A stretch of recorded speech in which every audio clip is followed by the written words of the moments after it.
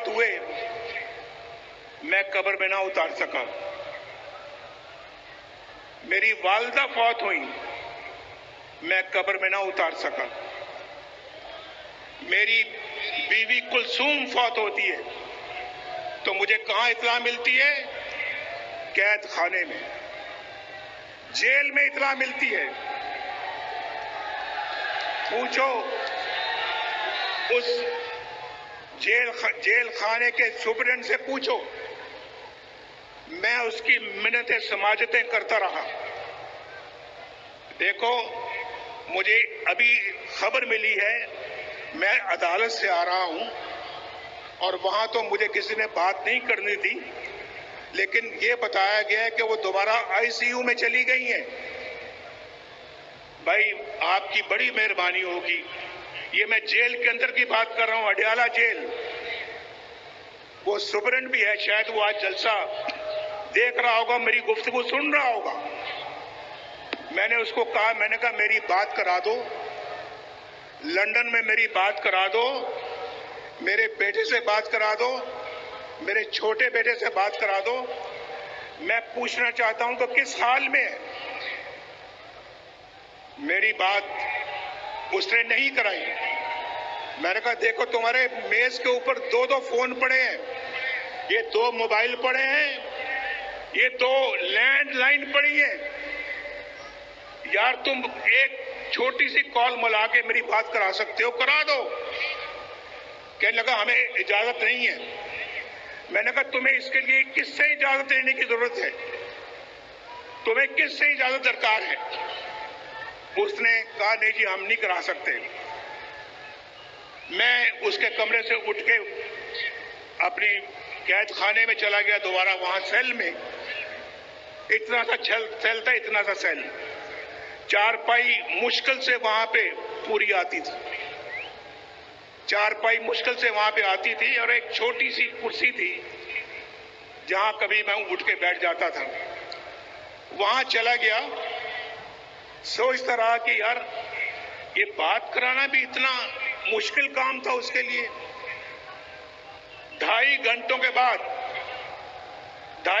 के बाद उसका नंबर 2 बंदा जो है वो मेरे पास आता है और आके कहता है कि एक बहुत बुरी खबर है आपके लिए, आपकी बीवी कुलसूम अल्लाह को प्यारी हो गई। बात नहीं कराई, 2.5 घंटे के बाद आके मुझे खबर देता है कि आपकी बीवी अल्लाह को प्यारी हो गई है और हम अब जा रहे हैं मरियम की तरफ और उसको इतला करने के लिए। मैंने कहा हरगिज मत जाना उसके पास। उसको या तो मेरे पास लाओ यहां पे, या मैं जाऊंगा। बैठी है, पूछ लें। ये खड़ी है यहां पे, इसका सेल कुछ फासले पे था मेरे सेल से, लेकिन हमें मिलने की इजाजत नहीं होती थी। हमारी मुलाकात एक हफ्ते में सिर्फ 1 घंटे के लिए होती थी, 1 हफ्ते में, और एक हफ्ता हम नहीं मिलते थे। तो कहने लगे, मैंने कहा मुझे साथ ले जाओ। मैं जाके इसको बताया, ये बिल्कुल बेहोश हो गई और मेरे गले लग के रोना शुरू कर दिया। भाई बेटा बैठ, बस। तो मैं ये कहना चाह रहा हूं कि इनको जाके जब बताया तब क्या गुजरी होगी इनके ऊपर, क्या सोचा होगा कि ये हमारा अपना मुल्क है। भाई, अपना मुल्क है। मैं भी इसी वतन की मिट्टी से पैदा हुआ हूं। मैं भी एक सच्चा पाकिस्तानी हूं। पाकिस्तान की मोहब्बत मेरे सीने में है। मुझे याद आ रहा है अभी जो शहबाज शरीफ साहब ने बात की, उन्होंने कहा कि क्लिंटन हमें बहुत जोरदार तरीके से कह रहा था कि आपने एटमी धमाके नहीं करते, और दुनिया के बाकी लीडर भी रोज मुझे कई कई लीडरों के फोन आते थे कि आपने धमाका नहीं करना, हिंदुस्तान ने कर दिया लेकिन आपने नहीं करना। और फिर कहने लगे हम पाकिस्तान को $5 अरब देंगे। आपको मालूम है कि आज इमरान खान की, मैं नाम नहीं लेना चाहता, मैं नाम नहीं लेना चाहता,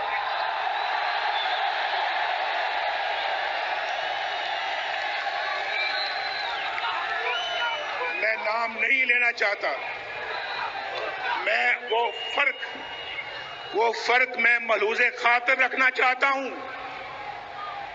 जो मेरी ग्रूमिंग, मेरी ट्रेनिंग मुझे सिखाती है।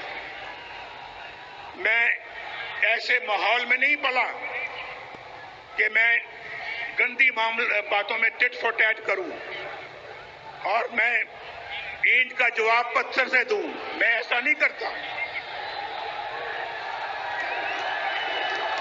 ये मुल्क बचा लो अल्लाह के फजल से, अल्लाह के करम से, मुश्किल से निकालो, मुश्किल से निकालो, ये मुल्क बचा लो।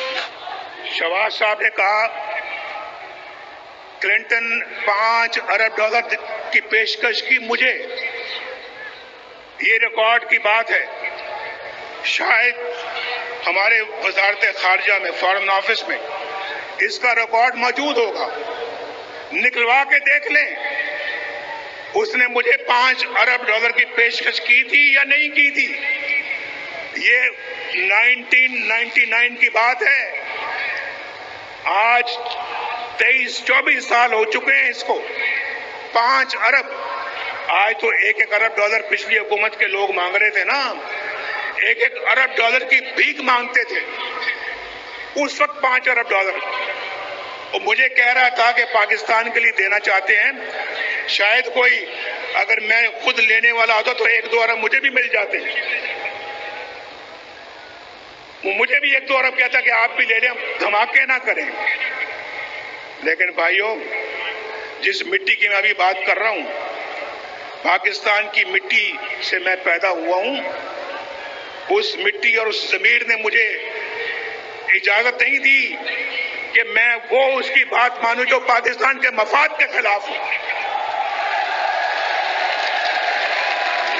दुनिया का ताकतवर तरीन सदर मुझे कह रहा है कि धमाके ना करना। हमने धमाके किए और इंडिया का जवाब ठीक ठाक तरीके से दिया हमने एटमी धमाकों का। आप मुझे बताएं, मेरी जगह कोई और होता, आप जानते हैं कि कौन होता।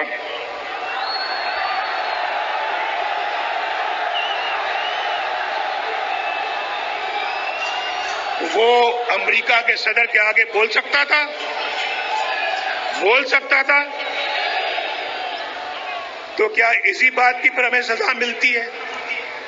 इसी बात के लिए हमारी हुकूमतें तोड़ दी जाती हैं, हमारे खिलाफ फैसले सुनाए जाते हैं। मेरे जमाने में रोटी 4 रुपए की थी, आज कितने रुपए की है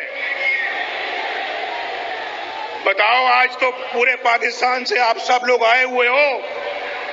कोई क्वेटा से आया है, कोई चागी से आया है, कोई सिंध से आया है, कोई सूबा केपी से आया है, खैबर से, कोई पंजाब के दूर दराज इलाके से आया है और कोई गिलगित बल्तिस्तान से आया है। ये देखा, बोल रहे हैं बीच में। और कोई आजाद कश्मीर से आया है। ये आजाद कश्मीर के झंडे भी मैं देख रहा हूं।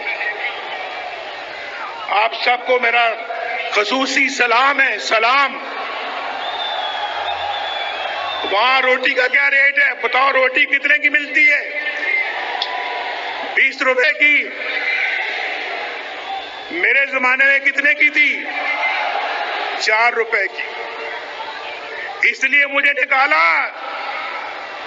इसलिए मेरी छुट्टी कराई, इसलिए कि जनाब नवाज शरीफ जो है वो उसने अपने बेटे से तनख्वाह नहीं ली, लिहाजा फारिग वजारत उज़्मा से खारिज कर दिया। ये कहां का फैसला है यार? क्या फैसला है ये? आप पाकिस्तानी कौमों बताओ, आप इस फैसले से इत्तेफाक करते हो?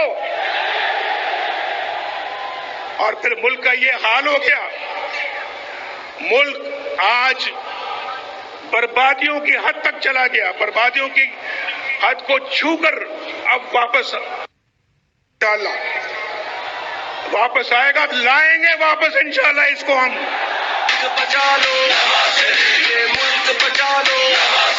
जब कौम का वक्त कड़ा आया, दिल में एक नाम तेरा आया। जब कौम का वक्त कड़ा आया, दिल में एक नाम तेरा आया। बस मुखलिस एक तुझे पाया। आओ फिर से संभालो ये मुल्क, बचा लो। अल्लाह के फजल से, अल्लाह के करम से। मेरे भाइयों, जरा एक और बात बताओ। अभी तो रोटी आपने बताई कि 4 रुपए की थी और आज 20 रुपए की है। मुझे जरा ये भी बताओ कि पेट्रोल कितने का मिलता था मेरे दौर में? पेट्रोल बताओ। मेरे दौर में 60 रुपए लीटर मिलता था या नहीं मिलता था? आज कितने का है बताओ? बताओ फिर। इसलिए निकाला नवाज शरीफ को। मुझे बताओ कि आज जो है वो पाकिस्तान में डॉलर कितने का मिलता है? डॉलर मेरे जमाने में 104 रुपए था, 104 रुपए। आज 250 के लगभग है। इतना ही है या कुछ ज्यादा है? 250 से भी ऊपर है। इसीलिए तो महंगाई का तूफान है पाकिस्तान के अंदर। तो आप मुझे बताओ, इसलिए नवाज शरीफ को निकाला था कि वो उसने डॉलर को हिलने नहीं दिया। रुपया डॉलर के आगे बिल्कुल खड़ा था मजबूती के साथ। हमने हिलने नहीं दिया डॉलर को। लेकिन पता नहीं हम पता नहीं इतने नाशुक्रे क्यों हैं। एक अच्छा मुल्क तरक्की की तरफ चल रहा था।